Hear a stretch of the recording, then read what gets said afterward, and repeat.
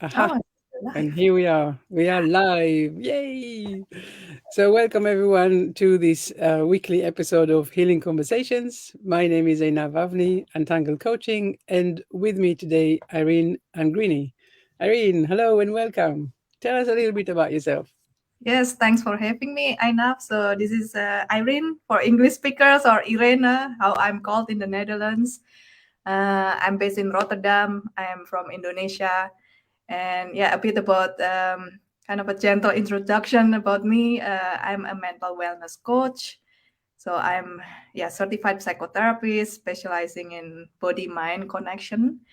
And at the moment I'm also pivoting in my business, so I focus now helping leaders and entrepreneurs who've been struggling with depression to to become more profitable in their business, because Mm, quite often, like, mental health, it hampers us a lot, in not only in our personal life but also in our business life. And that's been my personal journey as well, and that's what yeah I'm creating and focusing at this moment. mm. Hmm. And so, what made you concentrate more on, as you say, leadership and leaders? How does that come about? How has that come about? Yeah, it is very much my own personal journey, I know. And so this is for the record, I'm a depression survivor myself. So many years ago, I had struggled with clinical depression.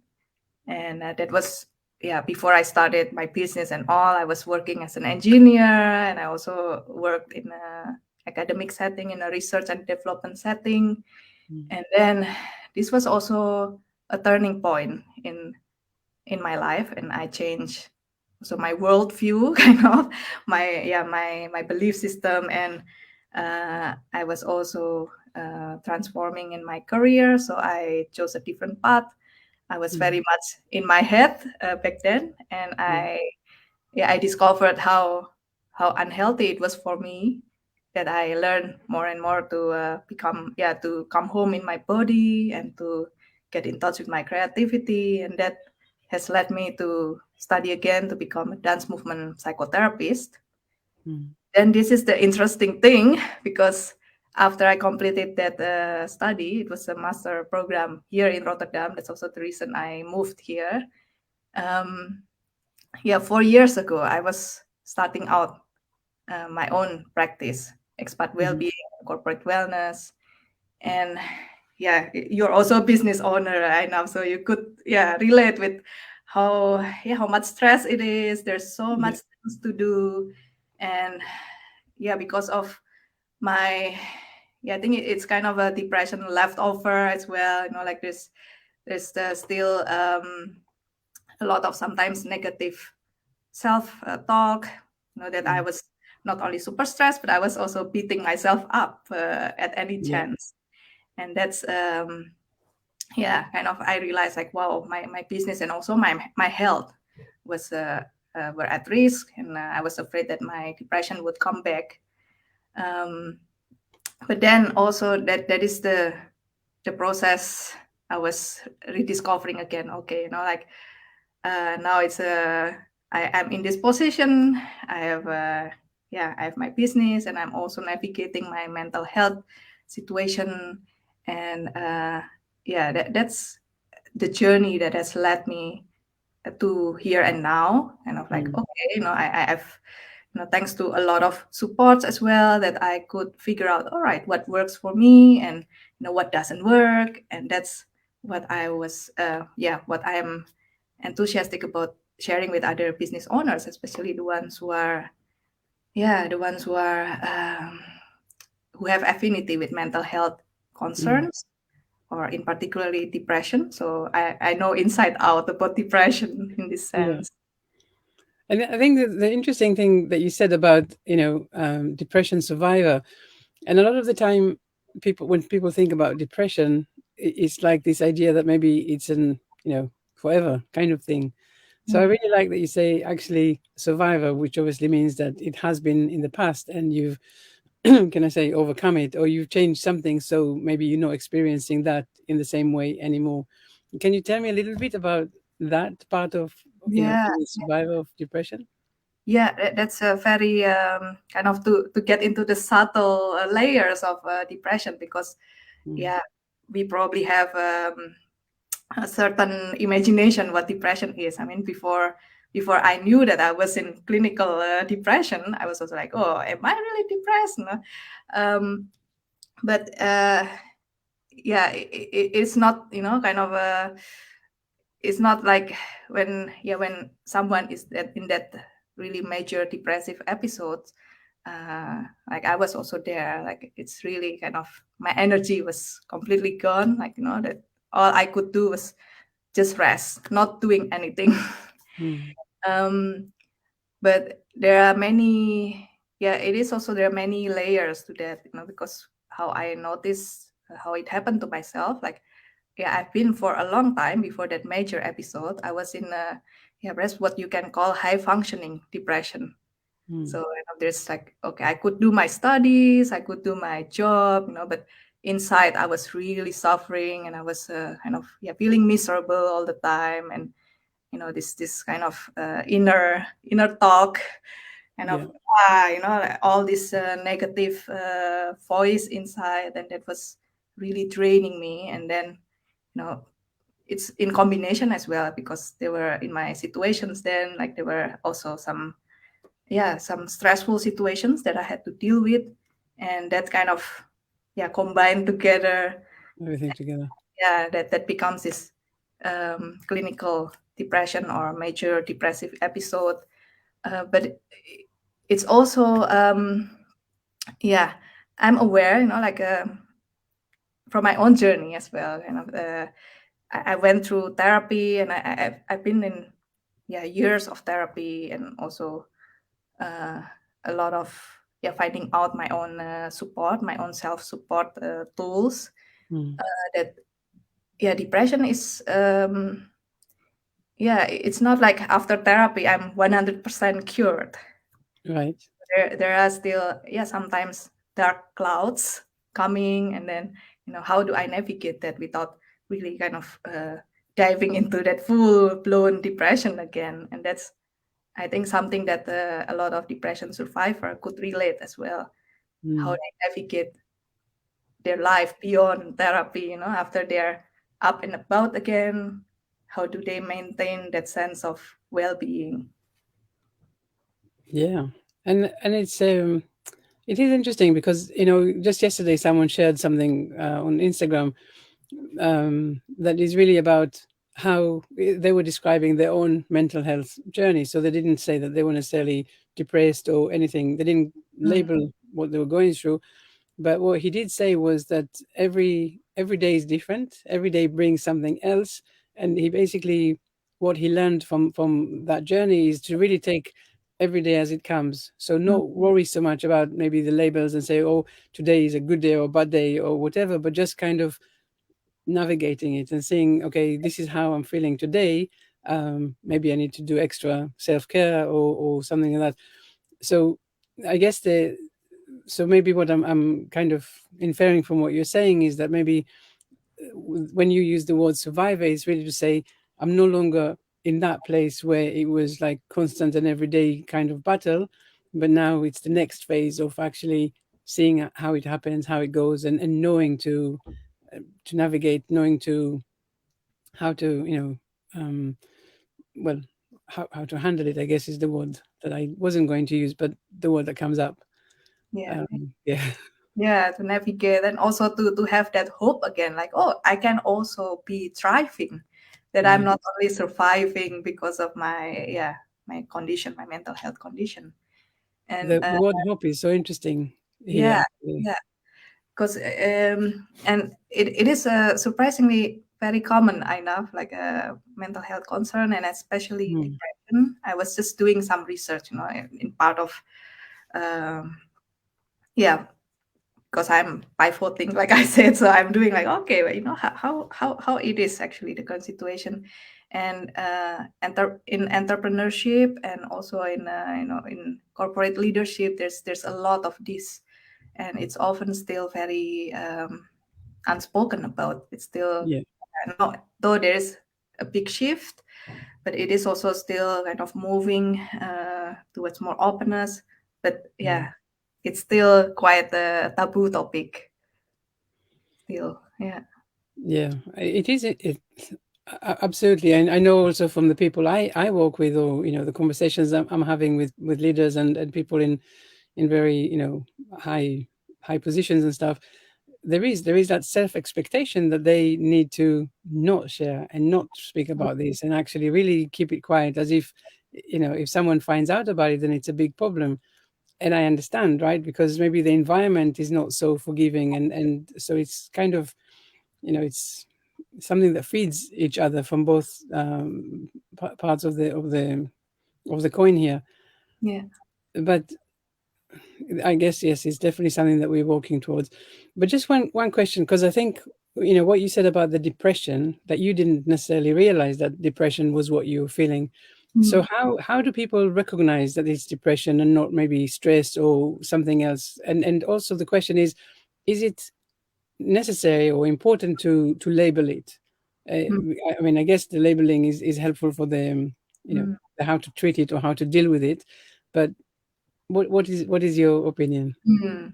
Yeah, yeah, yeah, yeah. So for your first question, like how can we, yeah, how do we know, like, when we are in depression, or is it just stress, or yeah, I think like depression really, by definition, from this DSM, I don't remember what it stands for, the, yeah, diagnostic system. Um, Mhm. so it is really like if it is persistent for long enough, for at least 2 weeks, if I'm not mistaken. Yeah, or it's been going on that there's like all the symptoms, like okay, really lacking energy, and also yeah, feeling down, like the moods also is kind of yeah, there's a lot of mood swings as well, and losing interest in things that we enjoy, kind of it is Mm. yeah, something that I looking back, that was kind of my big clue, like, oh, because I was back then I was still an engineer, and um, I used to love dancing. And Mm. then at one point I just like, what's the point of all this, I just don't feel like anything at all. And yeah, kind of like more of that really negative view about everything, and that Mm. I'm kind of worthless, and what am I doing with my life? And so there's, yeah, a mix of existential crisis as well. um, Mm. yeah, and I can imagine, that uh, stressful situations can also contribute to that, especially if it's like a chronic stress, like a long-term stress, that can also shift our belief in ourselves, and then it Yeah. can develop into yeah, clinical depression, into major depression. And yeah, about labeling it, yeah, I'm also a bit like double, like in one way I can see, all right, that is yeah, there's some practical benefit, because then especially here in the Netherlands, then we can go to the healthcare system. Okay, we get a diagnosis, we have it covered from the basic insurance. Like here, it's Mhm. mandatory, and then okay, like our treatment is also covered through there. Um, but also there, yeah, again, like what you mentioned, Aina, it's also very different. Like every day is different. Every person might experience it differently. So I think like we can use the label, but also with the awareness that yeah, it's not like one one box fits all, one size fits all, that like the treatment, or yeah, the approach towards health, towards wellness, again, it's always unique to each person. I think that's what's most important. Yeah. I recognize that it's very, because I know for myself, at the beginning, I don't know when the beginning was, but if I was thinking about depression, then it was really about this intense sadness. That's Mm. how I would define sadness or depression of that, back then. and then I started hearing from different people, and then they would say, like what you said earlier about high functioning depression, which is basically feeling not so happy or feeling low, but still Now, operating yeah, as anyone else. And actually also then recognizing that some people have different things, so that they just, as you said, maybe there is no energy, maybe they're feeling very low, maybe. yeah, But I think it's so important to recognize that it's, as you say, it's not one size fit all, and as different people can feel different things, and it can basically manifest itself in them in a different way. But when yeah, they recognize that there is something going on, like maybe they lost the enthusiasm or excitement about something that they used to enjoy before, maybe this is a good enough clue to start thinking, what is happening. And if labels are important, then bring the labels. If they're not important, that's also okay. But mm, now, let's start talking about how to help, how to change, how to make things a little bit better. But I yeah. also recognize that if you are suffering with depression, then maybe you can't bring yourself to seek out the help. True, true. Yes. Yeah, it is also yeah, usually it doesn't happen overnight from Right. my experience also. And yeah, that's kind of this double-edged sword because we as human beings, we are very adaptable as well. And Mm. kind of like, okay, stress or whatever, like there's really strong emotions that yeah, we put aside, we don't address, and then we are so used to numbing Right. everything Yeah. and go through the motion, and we think, okay, this is me coping. But yeah, it's like a ticking time bomb sometimes if we are not aware. Okay, like the things that we suppress, that's actually yeah, uh, it is kind of also a major factor, like to creating depression, because um, yeah, kind of what we suppress that creates the depression. And Mm. so when we are talking about the treatment or the way towards healing, and for me it's, yeah, it's a lot about, okay, kind of acknowledging and expressing also. And that's yeah, that's can take also many different ways with the and many unique expressions. But yeah, that is one powerful way that I help people with. Right. And so that this is what you say really about the movement, right? Is that correct? That this is your way of helping people to express and to. I don't want to say um, the word that comes really to me is about just finding something, right? That it's like an outlet. It's something that again, maybe without labels, without saying I'm going to fix it, just Mm, saying actually let's walk on this. Let's do something that is actually bringing a different emotion or different something to us. But mm, maybe you can tell us what is it that you do? How are you helping people mm. with depression or with mental health challenges? Yeah, yeah, yeah. Yes, movement is an important thing, because I train as a clinical dance movement therapist, so dance, movement, creativity. But I use a lot of tools as well from, yeah, also from what I've experienced as helpful to myself. And Mm. this is something I always personalize for each of my clients. And, like if I give them assignment or their, yeah, takeaway practice, then it's always okay, what sparks also some interest or some joy in themselves. um, but yeah, I think the foundation is really important, to, yeah, to have that acceptance that, okay, like, Mm. yeah, that I do need support right now. And kind of, yeah, sometimes uh, it takes a bit of um, calming the ego, or yeah, kind of maybe a bit like, okay, calming the feeling of pride as well, like I think that's something I went through myself. I was like really harsh and like, oh yeah, me depressed, no way. Like, but there I was. um, Mm. and yeah, kind of with creating awareness, like what I found really useful is also mindfulness. Like there's a lot of practices in mindfulness, with the breathing, but also just daily activities, walking, or when you're in nature, how you can feel connected again with yourself, and not always doing and doing and doing, or running away, from the unpleasant emotions, because that's really the foundation. And Mm. yeah, that's kind of the groundwork for me.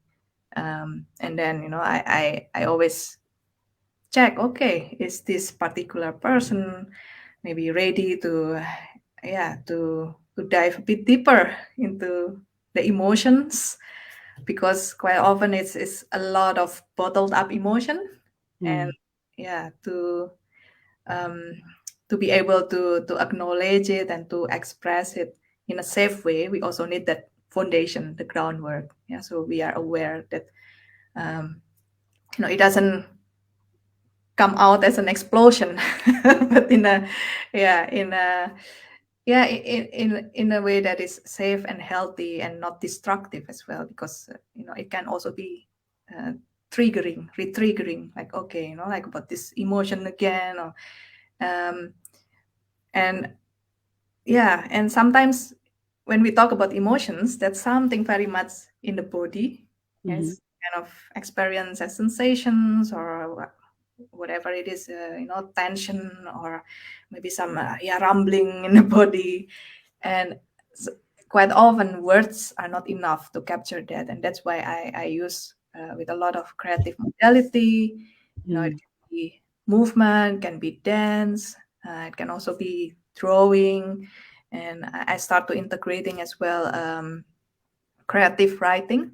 Yeah, so Right. that's maybe in your own language, just okay, without any judgment, without making any expectation, or it has to be a wonderful essay or a wonderful Yeah. poem, but just just forget about that, and just okay, write down whatever is coming up. um, but then what's important is also the, not only the expression, but also the integration. Like, okay, I experienced this, and this is the expression that comes out now. um, what do I make of it? How do I want to create meanings of this, and how can I integrate it into my life at the present? And that, Mm. that's the the process, the ongoing process. Ongoing. Because as long as we live, we always have new experience, and maybe some of this new experience can be triggering us, or can remind us, oh yeah, I have still this unresolved thing that I need to face again. And yeah, And that's this is an interesting one. So you say like the first step is for the person to come and walk with you is to acknowledge that there is something that is not right, and so then maybe to to park the ego to one side and say, actually, I'm going to give this a go. So in my imagination, this journey of walking with you, and actually the journey into becoming better, is probably quite intense and quite you know one day can be very awesome and freeing, and a lot of stuff can come up, and maybe some other time it would be very closed and very emotional. um that's what I'm imagining. um so how does that work in practical, like in real life? So someone comes to you, how do you get started? What is the process? Yes. So indeed, thank you for like I think your imagination is quite realistic also, because that trust needs to be there as well. Not Mm. only a trust in the relationship, the working relationship, but also in trust in within themselves. Yeah. And um, yeah, I always like to make sure that there's that possibility of trust as well, and that that we can work together. So first step for me is always to invite them to a call. Sometimes it's okay just to have a clarity call, and then if they're feeling ready, yes, this is for me, and we do a strategy session. And with my individual coaching clients, I do indeed like work on the long term. So on a 6 months basis, because it is Mm. also, yeah, like what you mentioned, enough. I think you are also familiar with this work. It's not like a one time and then you can have an instant fix, because it is, yeah, it is a lifelong journey. And I'm aware also, like, okay, like, let's set the foundations, let's co-create, like, yeah, what it is that you want to create. Where do you want to go, and Mm. how can I help you, my client? And that's always in that co-creation process, because my program is, it's not a, again, it's not a one size fits all. It's always personalized. Yeah. Depends also where people are, and what, yeah, where do they want to go, and yeah, and how can we co-create in creative ways. um yeah, so that's yeah, a little bit about, working one on one with me. But some people who, yeah, who are perhaps like still testing the water, okay, like, they know I'm a dance therapist, like, oh, can I just experience it? So I have also this every month now. It's been going on since last year. I have a 5-day challenge every month, so that's Right. kind of like a low threshold way for people to, yeah, to experience, like, okay, dance movement therapy. And I also work with my colleague who's guiding the creative writing. Karina is her name. So yeah, kind of to get used into that creative expression, either through movement or through creative writing. So that's Mm. kind of a safe way also for them to get started. Fascinating. So I can definitely see how, yeah, you get started, you get the experience, and you see how helpful it is really to express. And when you start unbottling this, all of these, the emotions that you have inside, and as soon as they start coming out, and you feel the relief, and that's, I guess, when you get the trust as well. Yes. Um, so Yes. is it, do people only work with you face to face, or is it also, online? What is your preference? I work a lot online, yeah, because of the things that we all have been through. I won't say its name. Yeah, So I but had we to know what, also, yes. yeah, I had to also move online. So, and that stays with me, because now that I reach out to the online international community, it's also feels weird for me, and even unethical to suddenly now close the door. Okay, now I don't do online anymore. Um, so online is still, yeah, working with me. Uh, Mm.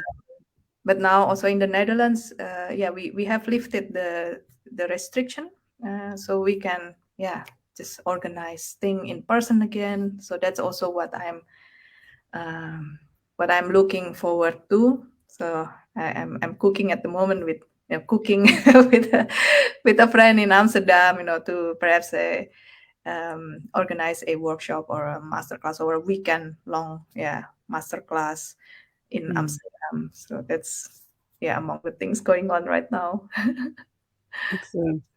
And so if because we said at the beginning that you now work a lot with, with leaders, and helping them recognize the mental state or the depression or whatever it is that they're feeling, and then helping them to to to come out of that state. I don't know if that's the right definition. So is there a difference in how you work with leaders versus how you would work with other people? What is Yeah, yeah, that's really a great question. And I would say, there's it's always unique context. right? And I have to say also, I think each one of us is also a leader. When we talk about leadership, we um, quite often we immediately think about, okay, being leaders to others. But also if we talk about the context of maybe, yeah, a solopreneur or business owner, like, they also need a lot of self leadership to to get their business going, and Mm. while, I don't know, juggling family and juggling other obligations. And um, so, yeah, there's perhaps just different context, but the values and um, the qualities and yeah, the way of working, it's, yeah, it's still, I'm still using the same tools pretty much, or the same approach. And Right. that's also what I like to what I like actually to have that genuine contact also as human beings to another, because leaders, even if they are like higher level CEO leading thousands of employees, like they are also human. And I think Yeah, especially in the case of leaders in that context, they yeah. really miss that just that human to human connection. And yeah, that's what Mm. I'm here for and what I stand for as well. And so then the other question I have is, so someone that walks with you, we know where they start. Basically, they need to accept that there is something that is going on, and maybe, as you said, put the ego to one side. But what is that journey, that they can expect walking with you? So when we know where they start, Mhm. how where do they finish in a sense? Although I get that Mm. finish is not really a word that we can use. Yeah. So that also something that I actually ask my clients, my individual clients. No, okay. Mm, So within these 6 months, like, what would be a good outcome for you? Yeah. What would be what is it that you want to work on? What you want to achieve, and how do you know? If you are going in the mm, right direction. So that's a kind of this co-creation process as well with them. Um, because for some people it's maybe they have different values or different priorities in their life, and that's kind of the the privilege that I get to support them kind of in their own unique situation, in their own unique path. And mm, um, so I don't prescribe that, okay, you have to do this. I only know after I know them better, after I understand them better. And that's why I mm, always do the calls and the strategy calls as well to get a better idea. Okay, what's your current situation? Where do you want to go in 6 months? And then kind of backtrack. All right, so what do we need to do to get there? mm. And I like that you've been there, and you really what comes across to me is that you really are able to play in a sense with what you are offering, because you understand, right, that it's not one size fits all, and that people have different needs and their starting point might be different, Yeah. and as you say, the end point of your work together might also be different, between one and another. So allowing the flexibility of how to work together and with which modalities, and you come across so caring and so, really enabling is the word that I want to say, which I imagine is wonderful to be walking with you on that journey, which is so, I guess, scary to some people when they just realize that there is a problem, that something is actually, has been there for a while, and now they identify it. So what to do with it? Yes, So yes, yes. Yeah. that, Oh, thank you. Yeah, for really your kind words, caring and enabling, and I think that that's also the privilege that we have. Enough, you're also a coach, and I can imagine it's one of us in this helping profession. We are helping others, mm, uh, but also in the same way, there's often deep inside what motivates us to do this work is also okay. That's there's something intrinsic. mm, I have to say, like with each of my clients, in individual or in groups, they also nourish me because they keep me grounded as well. Okay, we have acknowledging as well the journey I've taken and the journey I'm still going through, mm. and that's I think the beauty of what we do. I definitely believe in that the right person, comes along for both sides, right? So you obviously have something to teach them, they have something to teach you, and together it's that journey. And this is why it's so important, right, to have the trust, to really feel that you can walk together, because of course if it doesn't work out, the opposite of that is it's really draining. Like, it's Yeah. not something that we can do if it's not the right person. Yes. um, it can't work. Yeah. um, yes, but I really like that. That it's really, yeah, to kind of emphasize how this is so unique and a journey. It's a joint journey that you are with the person together. And although it's, depression and or the mental health challenges that they're going through, it doesn't mean that everything has to be kept a secret. It doesn't mean that we can't deal with it. It doesn't mean that we can't bring you to a place which is actually more empowered, and you learn how to deal with it, and to, what is the word that I have in my mind? Something like a dial. It's like you, Dial. it's I don't I keep missing the word every time I want to say. Regulate, no? Regulated tuning. Yeah, you can fine tune it. You can know how to, what you need to do to keep it in a place that is to maintain a Yeah. happy place for yourself. I guess it drives me nuts. Like, I remember the word that I'm thinking about. But when it comes to me, I will add it to the notes to the comments of the conversation. But Yeah. Can I share one analogy about this actually? Because I was looking also, like, what does depression feel like? What would be a fitting uh, analogy for that? And I told this to a friend as well who's been there, and it is really a bit like weather conditions. Like when we were in that major depressive or clinical severe depression, then it's like a code red storm, or like, wow, it's so, everything is just like, dark, and there's a lot of harshness and so on. But there mm, are also days that after the storm passed, maybe like, okay, we had this therapy, intensive therapy, and then there are still sometimes just weather condition that we cannot control.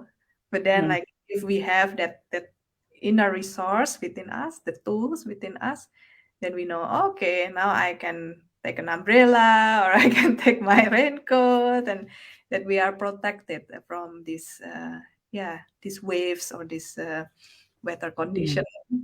Yeah, yeah. So you know to prepare for it, Yeah. and you know that actually you can just let the storm pass, right? It's also maybe Yeah. something that is important to. Go out and dance in the storm, if you know that that it's okay for you. Yeah. Yeah, Mm. excellent. I like that. I like it because, like we said at the beginning, a lot of people, when they recognize that, well, mental health still has a lot of stigmas, still have a lot of things that people don't talk about, and Mm. people also worried about saying, I have some challenges, I have problems, whichever one it is, right? I can't actually give an overall name, but I like it that that they can listen to that. They can have this call with you to just figure out what it is that I'm going through, what it is that you're recommending. How do you see this journey, materializing, and having these really open conversations, and know that there is someone here that they can really open up and see that it's not as maybe bigger deal in a sense that it's not a life sentence. It's not a it's not the worst thing that can happen. You just need to learn to accept it, recognize where it's coming from, and then find a way to channel, Yes. whatever is going on. So Yeah. I really like that, you are here and telling us that actually this is exactly what you're offering Yeah. someone on that journey. Yeah. Thank you for phrasing it in such a beautiful way. Yeah, it is Mm. kind of I'm here to help people, like, maybe take the first, or take few steps. Maybe it's not even the first. Take the Yeah, few steps in their yeah in that long journey. Kind of, this is I think the work continues as long as we live.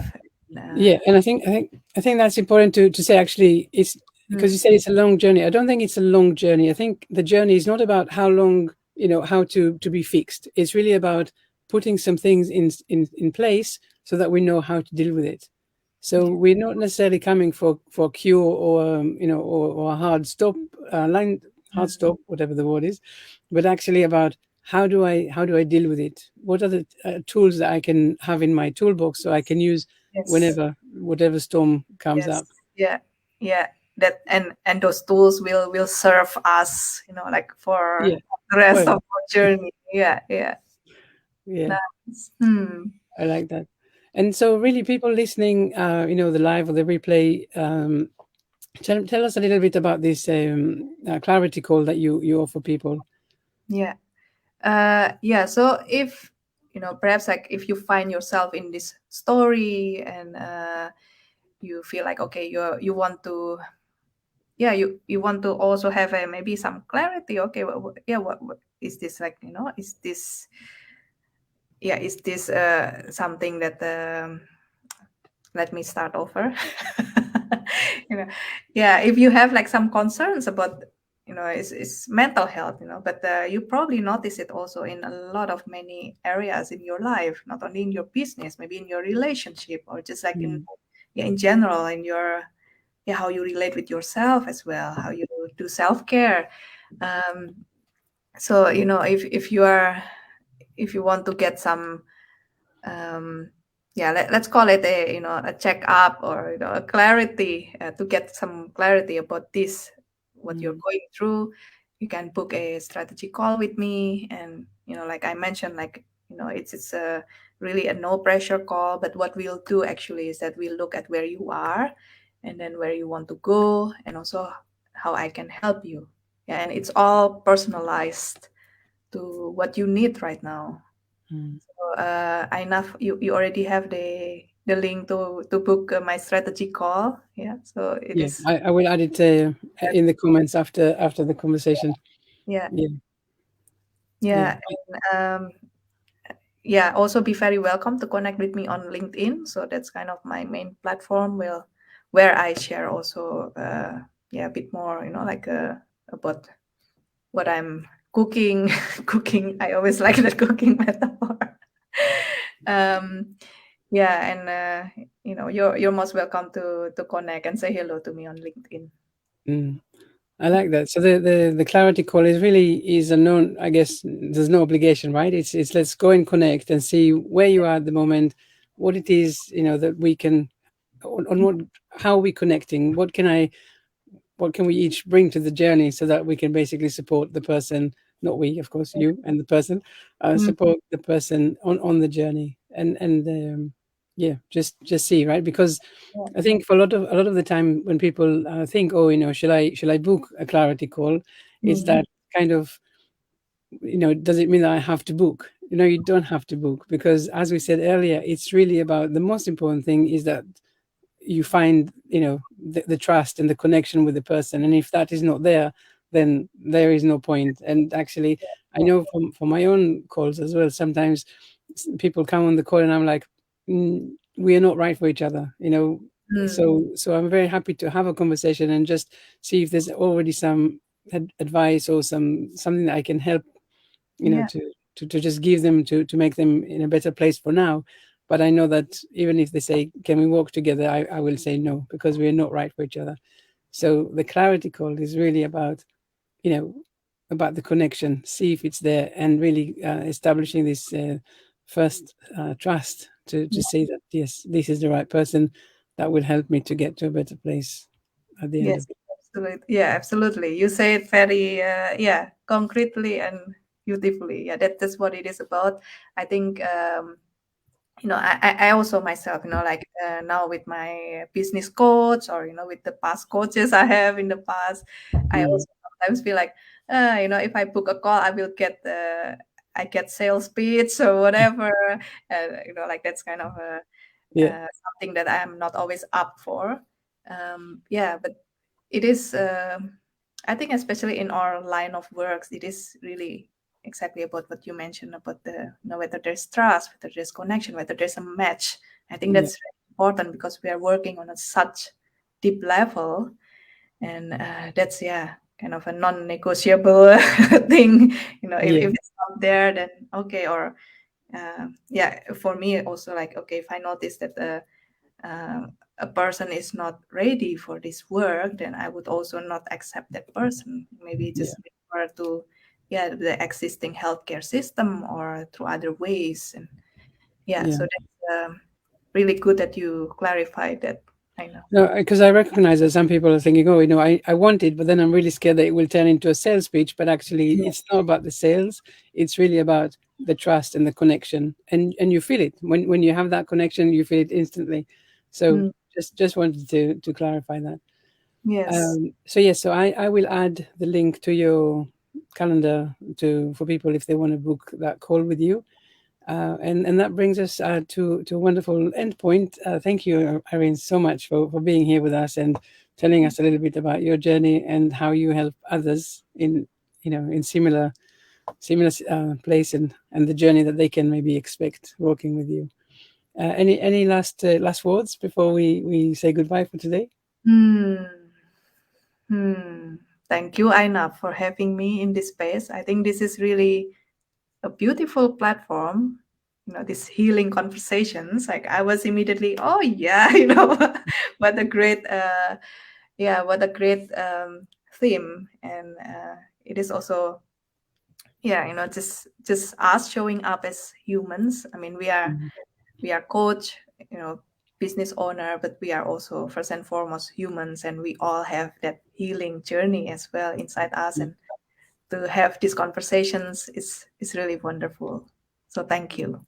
No, thank you so much, and thank you for everyone watching the live or the replay. And we will have in the comments all of Irene's social links. And thank you very much. Thank Thank you. you.